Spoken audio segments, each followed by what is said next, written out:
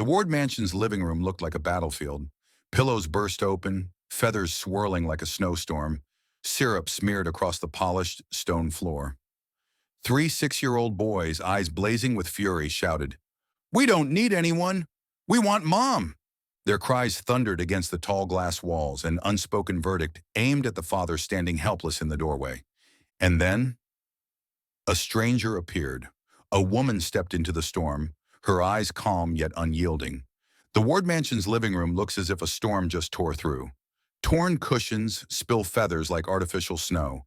Sticky syrup spreads across the polished stone floor, and shouts echo off the high ceiling and glass walls. "We don't need anyone.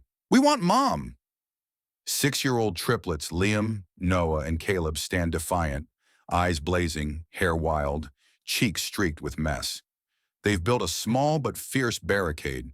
Their father, Ethan Ward, lingers silently in the hallway, one hand gripping the glass door. In the pale Portland morning light, he seems like a fractured statue, helpless as chaos unfolds before him. Clara Nguyen, his longtime assistant, clutches the interview schedule against her chest. She's seen this before. 17 nannies had been driven out in under 10 minutes. Her tired eyes brace for yet another defeat. The door swings open. A woman enters, Marissa Cole. Simple clothes, a warm coffee thermos in hand, steady gaze. No shouting, no retreat. She kneels, brushing feathers aside as if clearing delicate petals. Her voice is low but gentle. "I know you miss your mom. I can't replace her. But I understand what it feels like when your whole world suddenly collapses." Something shifts. Caleb's hand falters. Noah stares, searching for a rebuttal but finding none. Liam growls, flinging a toy truck that clatters at Marissa's feet like a gauntlet thrown. She doesn't flinch. She lowers herself to the floor, eye level with them, voice calm and steady. "I don't know much about you yet, but I do know when people are scared, they push others away. I used to do the same, and it never made the hurt any smaller." The fireplace crackles. Warm light washes over her sun-browned face. For a fleeting moment, the battleground softens into fragile silence. From the hall, a faint sound. Ethan has returned early, half hidden behind the door, eyes wide with a mix of surprise and hope. Never before had he seen his sons fall quiet, transfixed by a stranger. Marissa rises, dusts feathers from her skirt, and smiles. "I'm not going anywhere, no matter what you do today. Before this day ends, I'll show you something different." Liam frowns, curiosity flickering in his eyes. Clara pauses at the doorway, her heart unexpectedly stirred. Ethan grips the door tighter. Suspense hangs heavy. The woman who refuses to yield. 3 angry but wavering boys, and a father witnessing a challenge that could alter the course of their family. The second hand on the wall clock in the 40th floor office crept past 10:15. A phone rang, shattering the silence like a drill through glass. Ethan Ward leaned against the glass desk, tie loosened, eyes bloodshot from sleepless nights. Outside, Portland glittered in sunlight, yet in his mind, only a heavy fog remained. He picked up. The principal's voice came sharp and cold. "Mr. Ward, this is the 5th time this month. The boys locked a teacher inside the supply closet. If it happens again, we'll have to suspend them." 3 staff members nearby froze, pretending to type but unable to hide their unease. Ethan clenched his jaw, forcing each word. "I'll take responsibility. Don't punish my sons for this." Before he could lower the phone, another call flashed. Attorney David Levin. His voice was hoarse. "Ethan, Child Protective Services has received more than a dozen complaints. 6 months after the accident, they believe you've lost control. Without proof, you can manage. They'll push for temporary guardianship." The air thickened, frozen still. The hum of the air conditioner cut sharply, almost stinging. Ethan shut his eyes, memories flooding back. The stench of burnt syrup, feathers stuck to his shirt. His palms slammed the desk, the sound like a gavel strike. "No, they're my children. I'll take responsibility." But David cut in. "Words aren't enough. They need proof." Whatever hope had flickered was gone. The door opened. Clara Nguyen entered, holding a thin folder. Her voice slowed, weighing every word. "Ethan, there's one applicant this morning. Marissa Cole, no degrees, no background with wealthy families, but she wrote that she grew up in foster care. She said, "I can't promise to control them. I can only promise not to abandon them." Light from the window struck the folder, sharp as a blade. Ethan opened it, eyes wavering. Clara stood still, watching. For a moment, her usual steel seemed to crack, giving way to unspoken softness. She had seen so many walk away, had watched the boys grow more defiant. Deep inside, she had wondered if this family was beyond saving. Yet Marissa's plain words had struck something fragile within her. "Unusual, but maybe the only chance left," she whispered, voice tight, trembling between doubt and a quiet plea for hope. Outside, the reminder for the 2 p.m. board meeting flashed. Pressure mounted like a countdown clock. Ethan gripped the folder tighter, shadows deep beneath his eyes. His voice broke. "If this is the last path, then—" The phone rang again, interrupting the sentence. The phone on the 40th floor kept ringing, sharp as a blade in Ethan's ear. He set it down, eyes fixed on Marissa's folder. His fingers tapped the glass desk, each beat ticking off his own fate. Across town, in a small apartment, Marissa Cole sat at an old wooden table under a faded yellow lamp. On her laptop screen, the last line of her application still blinked. "I can't promise to control them. I can only promise not to abandon them." Her hand trembled slightly, but her gaze stayed steady. The wall clock neared noon, marking a choice she couldn't turn back from. The next morning, at 7:30 sharp, Marissa stood before Ward Industries. Portland's chill clung to the stone steps, and dew still gathered in beads. She wore a plain blue dress, carrying a warm coffee thermos and a small paper bag of cookies. A few employees passed, whispering as they stared. "She thinks she can work for the Wards?" Their mocking laughter sliced like thin knives. Marissa pulled her scarf closer, forced a faint smile, and kept walking straight inside. On the 20th floor, the conference room glowed cold under neon lights. Clara waited with the folder neatly laid before Ethan. He sat opposite, his face hollow from another sleepless night. The door opened. Marissa stepped in, set down the coffee and cookies, and spoke softly. "I thought you might need something warm this morning." A small gesture, but two HR directors snorted. One muttered bitterly, "This isn't a soup kitchen." The air thickened. Marissa's eyes flickered, but she didn't take the words back. Her thin smile stayed as she gently slid the coffee toward Ethan. He studied her, his voice rough. "Why should I believe you can do what 17 others failed to do?" Marissa clenched her hands, sweat dampening her palms. Light from the window cut across her face like a spotlight. Her voice was steady, each word deliberate.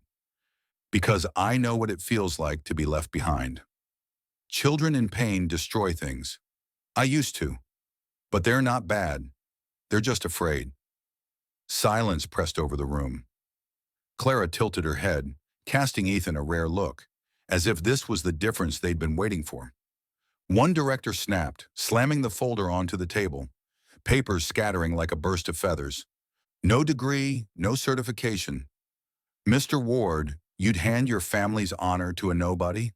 The slap of papers against wood echoed like public shame. Marissa bent to gather them, hands trembling but patient. Ethan didn't answer the attack. He only watched her, something shifting inside. The clock's second hand crept on, the room strung taut as a wire. Ethan's palm struck the table in rhythm, heavier each time. At last he turned, voice weighted with lead. "If I give you this chance, then—" His words were severed by the sharp ring of the desk phone, shrill as an alarm, jolting the entire room awake. The minute hand slid past 11:20 as the car pulled up to the Ward estate. Heavy gray clouds pressed low over Portland, the daylight muffled as if by a thick blanket. Ethan and Clara stepped inside the hall. Before they could take off their coats, shouts ripped from the kitchen, shrill, tangled with the acrid sweetness of burnt syrup. They rushed in. The scene looked like a miniature battlefield. A bottle of syrup had spilled into a thick red stream across the stone counter, sticky streaks glistening on the floor. Liam teetered on a stool, brandishing the bottle like a flag of defiance. Noah crouched behind a cabinet, eyes rimmed red. Caleb was smeared with candy, hair matted, and clanging a metal spoon wildly against the table. A trembling old butler blocked the toaster oven, shouting, Careful! The floor's slick. At that moment, Marissa entered. No apron, no gloves, just flats on her feet and a small paper bag in hand. Her steps crossed the sticky floor, leaving stains on the hem of her dress. The boys screamed in unison, "Get out! We don't need you!" Marissa stopped, set the cookie bag on the syrup-smeared counter, her voice low but clear. "I didn't come to replace anyone. I came because I know what it feels like to miss someone." The words dropped like water onto hot oil. Liam shouted louder, reaching to knock the bag away. But as his small hand swung, Marissa didn't pull back. She caught it, syrup smearing her own fingers. Her voice trembled, yet stayed gentle. "I once tore a kitchen apart myself. The day I learned my parents would never come back." The room froze. Caleb's spoon slipped from his hand, clattering on the floor. Noah looked up, whispering, "You lost your parents too?" Marissa nodded softly, opening the bag. The scent of butter and cinnamon spread, easing the bitter sugar that clung to the air. She laid out the cookies one by one, not forcing, only offering. Liam stiffened, then slowly broke off a piece, chewing with cautious doubt. Noah wiped his face with the tissue she handed him. Caleb clumsily pushed his chair back into place, his small hands trembling. From the doorway, Ethan watched in silence, his shoulders easing down. For the first time in months, he didn't see chaos unravel into disaster. He saw it melting away. Light from the skylight spilled over Marissa's hair, turning strands into silver threads, fragile and luminous. But the calm didn't last. Liam's foot slipped on the syrup cap, sending him crashing down. The stool flipped, nearly striking Caleb. Marissa lunged, pulling both boys into her arms, syrup and butter streaking her clothes. Breathless, she held them tight, whispering, "It's all right. I've got you." Right then, the doorbell rang 3 urgent times, echoing through the syrup-scented kitchen like a warning. Ethan tightened his grip on the folder in his hand, eyes tense, fixed on the hall beyond. The doorbell rang in sharp bursts. Clara opened it and took a thick envelope stamped with the logo of a major television network. Bold red letters slashed across the front like a blade. "Special report, 8 p.m. The Ward family in crisis." Ethan opened it, his hands shaking. Inside was a script for the evening news, already written. Photos of his sons are labeled "Little Monsters." A screaming headline, "17 quit, the Ward household in chaos." Sweat broke across his temple. At exactly 8 o'clock, the TV in the living room flickered on. A cold blue glow spread over their faces. The anchor's sharp voice cut through the air. "We spoke with those who once worked for the Ward family. All of them insist these boys cannot be saved." Footage rolled, overturned desks, a teacher locked in a closet, shouts echoing down halls. The triplets sat frozen, wide-eyed. Caleb clutched his father's sleeve, whispering through trembling lips, "Are we really monsters?" Ethan's heart wrenched. He tried to move toward them, but his legs felt pinned to the floor. Then another face appeared on screen. Mrs. Hattie, the housekeeper, had quit after 2 weeks. Tears streamed as she cried before the camera, her words staged for effect. "I was haunted. Those children are dangerous. There's no hope left for the Wards." Outside, murmurs rose. Neighbors clustered at the gate, phones raised, gossip spreading like wildfire. In the living room, Liam broke down, shouting, "No one wants us!" Noah clamped his hands over his ears, shaking his head. Caleb buried his face into Marissa's shoulder. Ethan stood stricken, but before he could move, Marissa lowered herself to the floor and wrapped her arms around all three. Her back caught the full glare of the screen. Her voice was soft, yet firm. "You are not monsters. You're just hurt." The cameras kept rolling, showing her calm embrace. One woman holding 3 boys against a storm of judgment. It didn't erase the headlines, but it planted another image, a seed of contrast. Just then, the landline rang. Clara answered, her face paling. "They want a live interview with the Ward family tomorrow morning." Silence fell, heavy as a drum stretched tight. Ethan gripped the envelope, veins rigid, eyes turning toward Marissa. From the corner, the TV banner scrolled again. "Insider source reveals a loyal employee will appear to expose the truth." Ethan frowned. Another one? Another betrayal waiting to strike? The kitchen clock jumped to 8:30. Its dry tick echoed like a verdict, reminding them this was no longer just a family struggle. It had become a battle for public opinion, for the whole city to judge. The TV screen still glared in the living room. Mrs. Hattie's face, Ethan's former housekeeper, faded just as the broadcast shifted.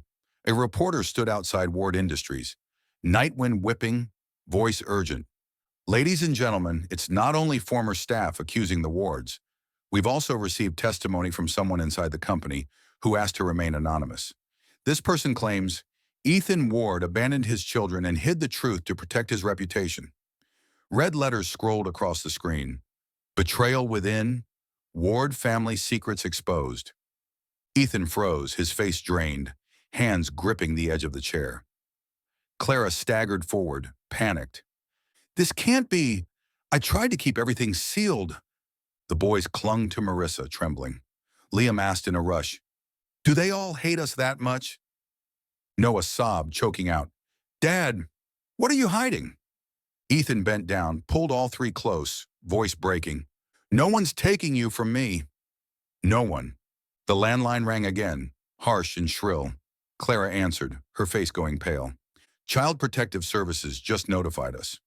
In 3 days at 9 a.m., an inspection team will come to the Ward home. The room seemed to compress. The boys went silent, their shoulders shaking.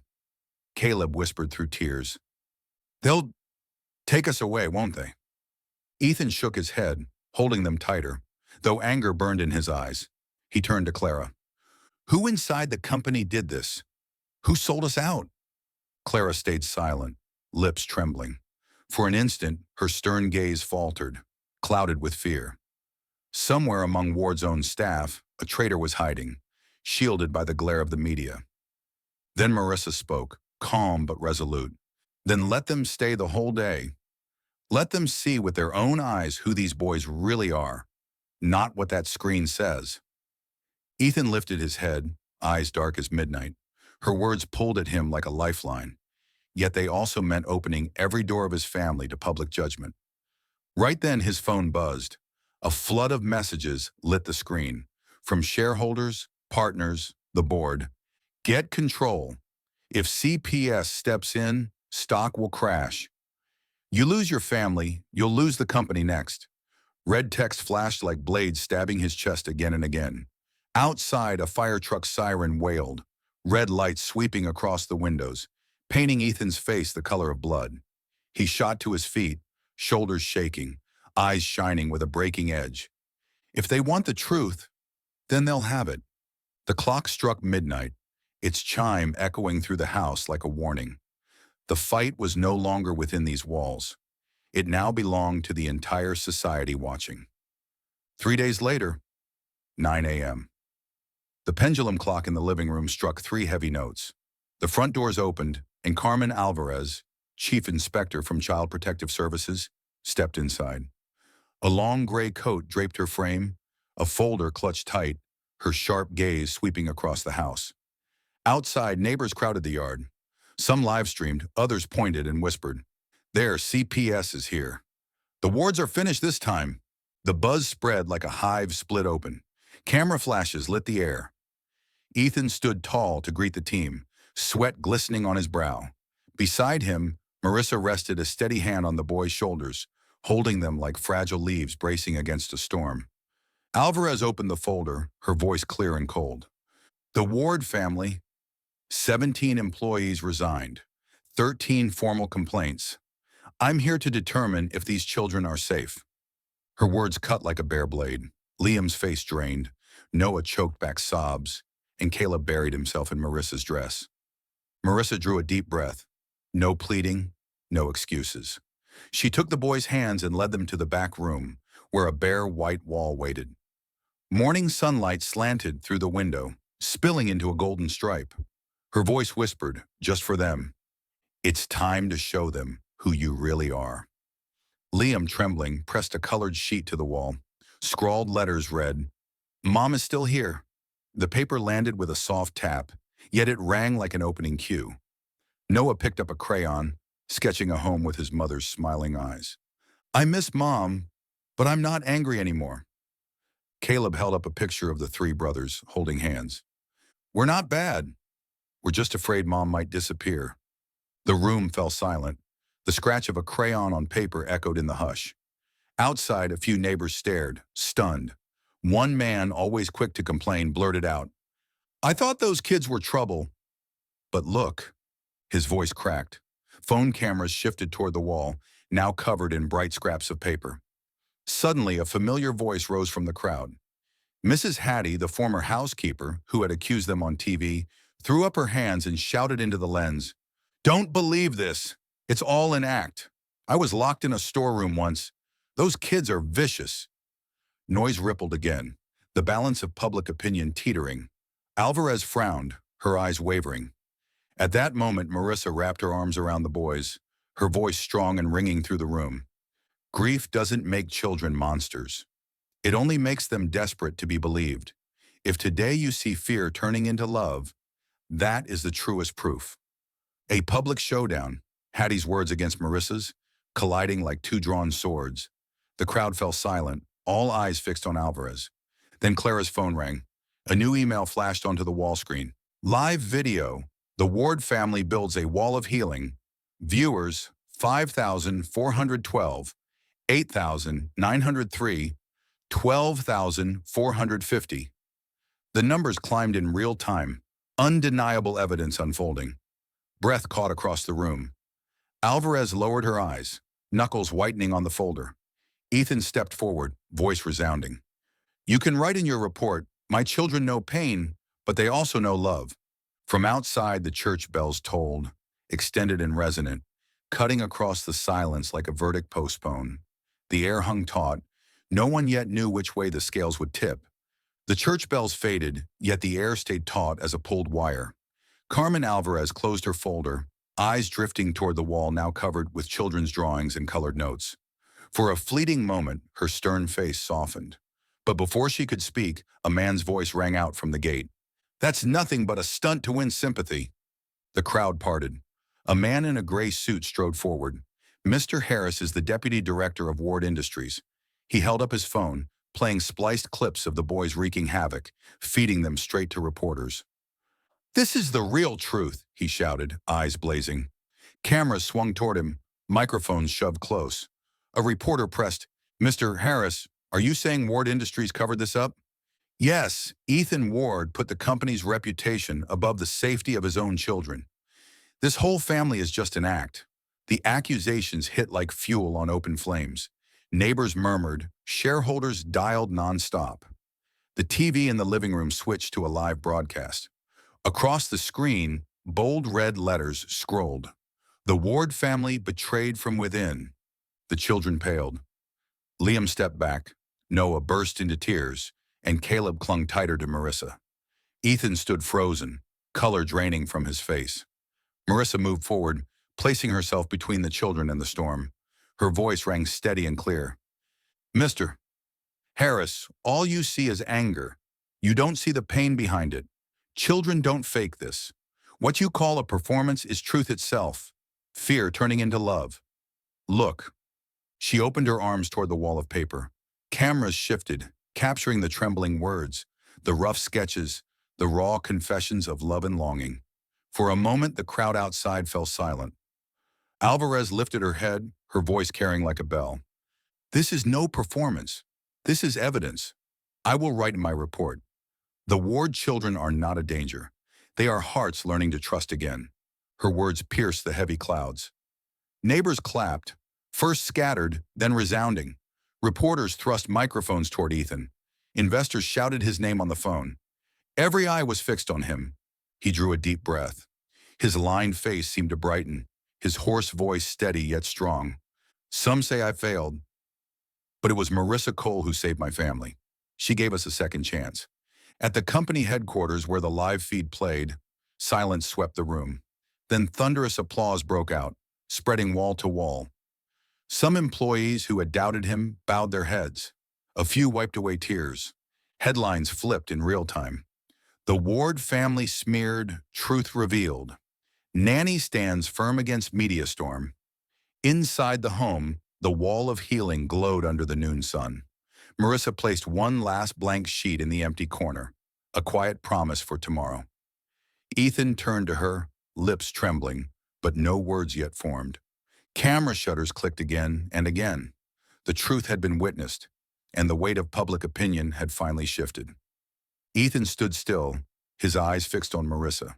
The blank sheet on the wall of healing fluttered in the breeze, waiting to be written on. Marissa touched its edge with a trembling hand, her gaze calm and steady.